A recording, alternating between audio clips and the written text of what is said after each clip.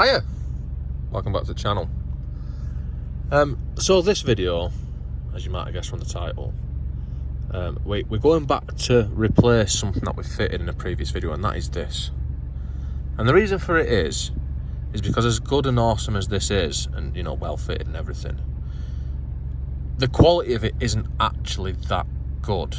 I mean, yeah, it's great where I can connect it to my phone, and it, you know, this is just some music that I've put on some free from library, so I don't get a copyright fuck up of the YouTube library, to demonstrate, or to try and demonstrate why I'm changing it, or one of the reasons why I'm changing it. One of the reasons why I'm changing it is because, honestly, it's a pain in the arse. The touchscreen is pretty crap on it.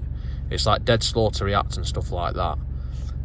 And yeah, like I said, it's sort of doing too much. These are only cheap, and it's sort of a Chinese thing off fucking wish.com or something. And it's sort of way too cheap for what it actually is. So it means it's not actually very good at doing most of them things. I mean, the sat-nav on it, complete waste of time. Just doesn't fucking work. Put this GPS antenna on it and everything, it just still doesn't seem to work no matter what I do. I'm not really interested in that because it'd be so slow to update and everything that it's not actually feasible. I'd be lost before it had decided where the fuck I am anyway. So yeah, I never bothered with that. But the main thing that I'm doing it for is sound quality. Now this, if anyone remembers when I put it in, I had to rewire everything to make it fit. It wasn't on standard ISO plugs. And then I put the rear speakers in, and I had to chop all the wires and everything, and it didn't have any sub outputs. And that is a major thing, because that meant that I had to use the speaker outputs to the sub, which meant, in turn, I'm waffling on before I've done anything, but basically it meant I couldn't separate them. So I couldn't separate, I mean, I can send the bass through what comes from the speakers, filter it out at the amp, and then turn it up at the amp or down at the amp, but I can't put a high pass filter on the speakers. Like these speakers here don't really want to produce bass. They're not very good at it. So a good system, you take all the bass away from them and just make them produce the sounds that they're designed to produce, and then make the sub produce all the bass. Anyway, so I'm fitting a Pioneer basic, like a simple single DIN Pioneer, which I can do all that shit with separate phono plugs to a separate output to the amp. But first I'll just try and demonstrate to see if I can tell any difference in sound quality. So like I said, I've got something on free music library. I mean, I can press play on here, and it's in the delay, but it works.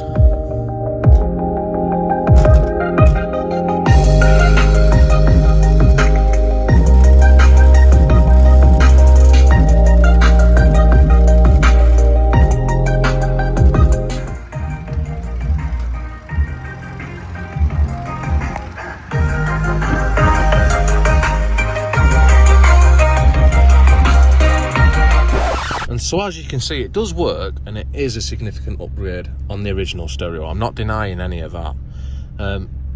Arguably, is it loud enough? Is anything ever loud enough? Inside the car, you're probably not going to be able to tell through the phone, so that's why I stood outside the car. I mean, for me it'd be better if it didn't make any noise outside the car. If you want your car to be noisy through the stereo from outside the car, it's like if you're noncing past schools and shit like that, which I'm not into, so you know, I'm not really bothered about that. But it's to try and demonstrate if there's going to be a difference, what's noticeable from the edge units. So anyway, let's go ahead, YouTube terminology, and set this shitter out, which is as simple as getting the correct trim tools and carefully pulling that off. I'm doing one either Phillips or Jizz standard screw, as so, and then, for fuck's sake, yes, and then pull this off. Now this isn't quite as simple as what it would be in a standard car, because I've got extra things fitted, hence, you know, my parking sensors, which could cause me an issue actually, but fuck it, I never use them anyway. We've got the aerial, which needs disconnecting. That can stay connected because that is the antenna for the sat-nav, which is also never used. And this is where it connects to the car, which is the standard ISO plugs, which this radio doesn't have, hence all this shit. So I need to unplug them, and also separate to that, I've got the wires for the rear speakers. which I've just put onto these sort of plugs. Now on the new radio, I could really sort of make the wires off and put them in the back of these plugs, but I'm not going to bother. I'm just going to connect them in the same way. So let's just unplug all this like so. And at this point, I'm remembering that I wired switches for all sorts of other shit into this. This is an earth, the red one's an earth, and the grey one is an ignition positive.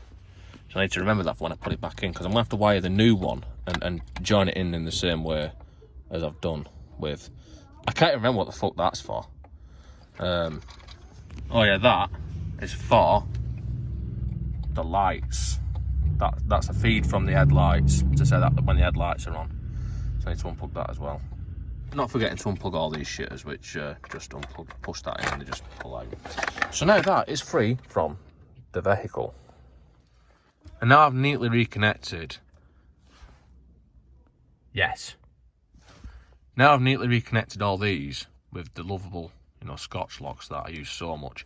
Never use these in real life. I only use these when I'm fucking about with this car. But you know what? They do work pretty well, actually. I mean, they get a bad rap because they're not the best way of connecting wires. But you know what? I've not had any issues with them. But like I said, I won't use them if I was doing paid work or anything. So anyway, yeah, I've reconnected all these wires, and the only ones I've left disconnected are the ones for the rear speakers and obviously for the parking sensors, which is somewhere thrown down there because they're now redundant. Like I said, never use them anyway. So if we look at our new loom, if it wasn't for the rear speakers, this would be plug and play. But the two wires for the rear speakers, them purple ones and them green ones. So I do need to join them in, which I'm just going to do in the same way. So I've cut the wires. This is the new harness for the new stereo, which I've not shown you yet. I'm going to show you that in a second.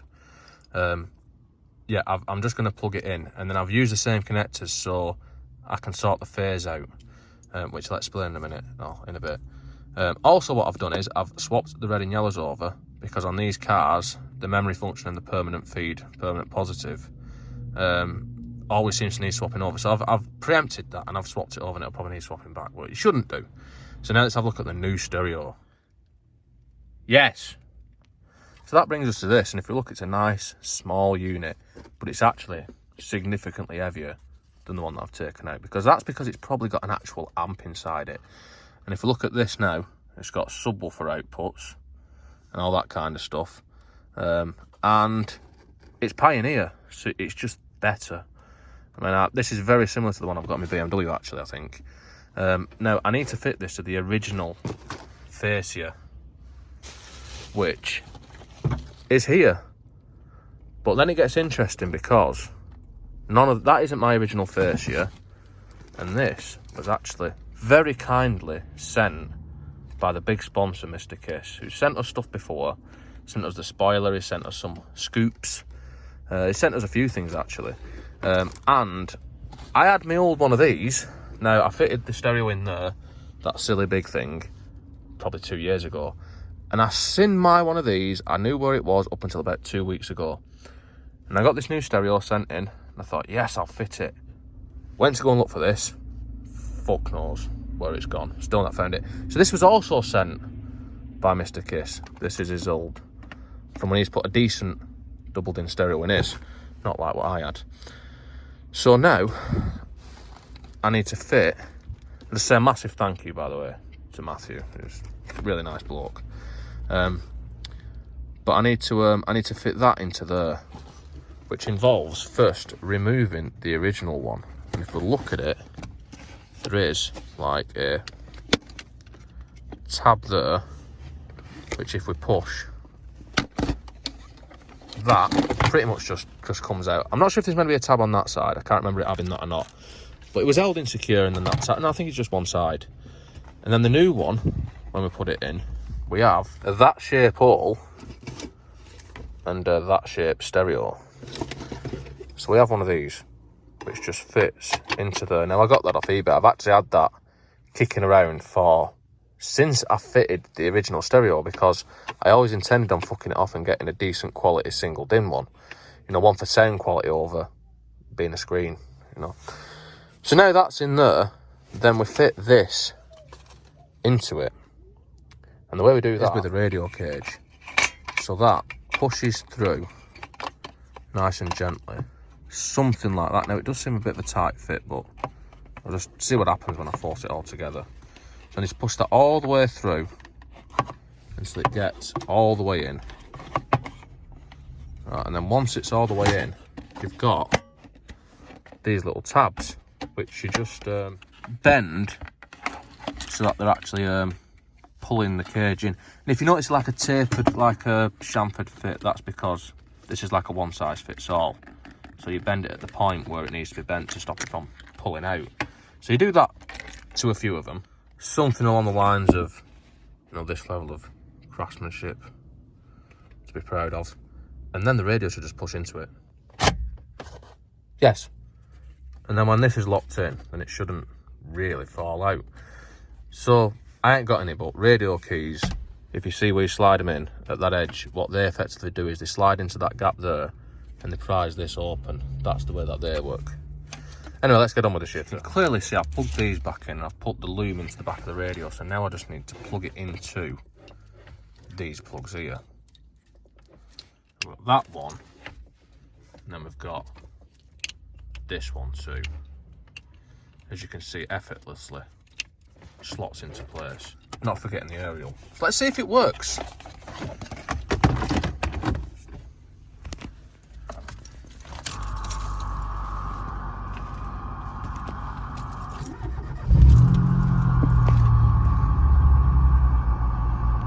Yes. Oh, I need to do some setup.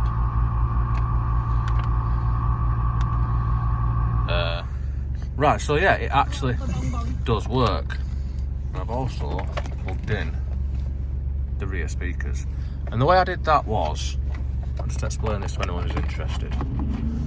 So I set the balance over to one side and then plugged in, so I had one speaker on. And I plugged in the rear speaker for this side, made sure it's coming out the right one so I haven't swapped wires over, and then tried the wires both ways. You know, not tried the single wires each way, and when it's out of phase, you'll notice that there's less bass than when it's in phase. So if you have these wired the wrong way around, the blue and the brown in my case, then it'll sound less bass, it'll sort of sound a bit weird. So yeah, they're all wired in, that's in phase, so that's that bit sorted out. Next, I need to sort the subwoofer out, because the way it's wired at the moment is still through the speakers, which is what I want to avoid. So let's just get my wire, which I need to run into the boot. Which is just one of these, it's an RCA lead, phono lead, whatever you want to call it, and I'm just going to run that from there to the amp. I'm not going to show that because I've shown it before and you don't really need to see it. So I'm just going to do that and then I will come back when that is done.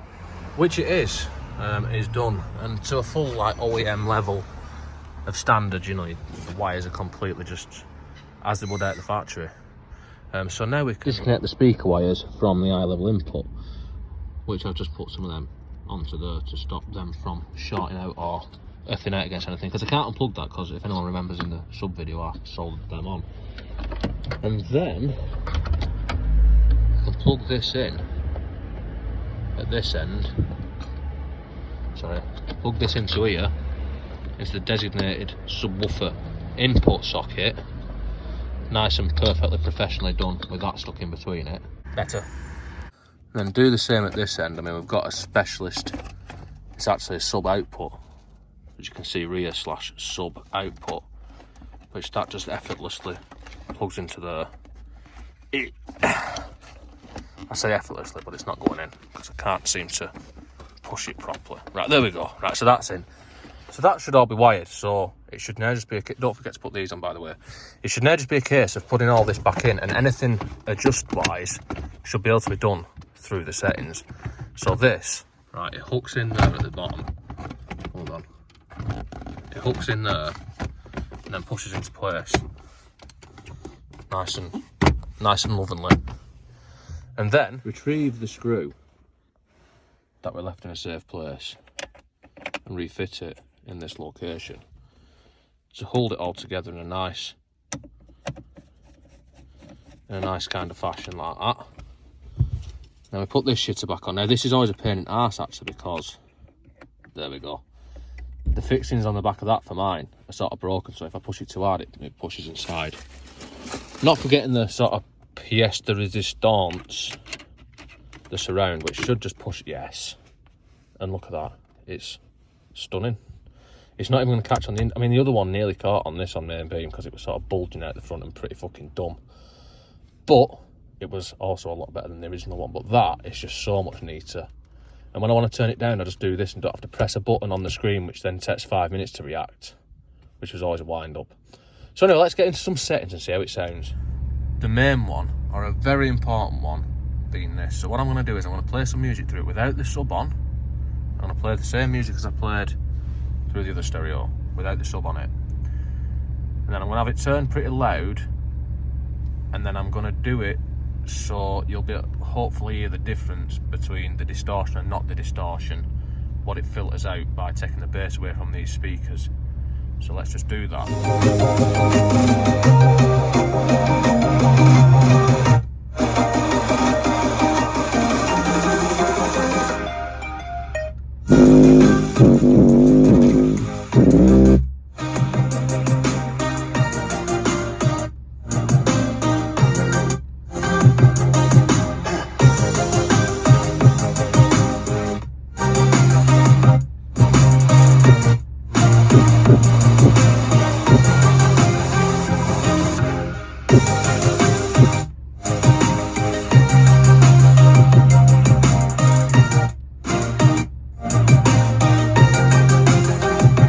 So as you can see now, I've set it to 125 Hz.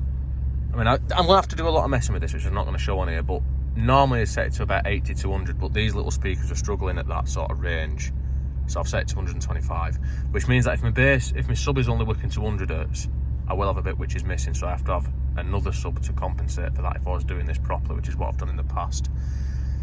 But I ain't going to go that in depth with this. That's what a high pass filter does, and it's like I say, it's one of the most important features to have on a stereo if you want your sound to actually sound decent, in my opinion. So let's see how it sounds with the sub working and everything.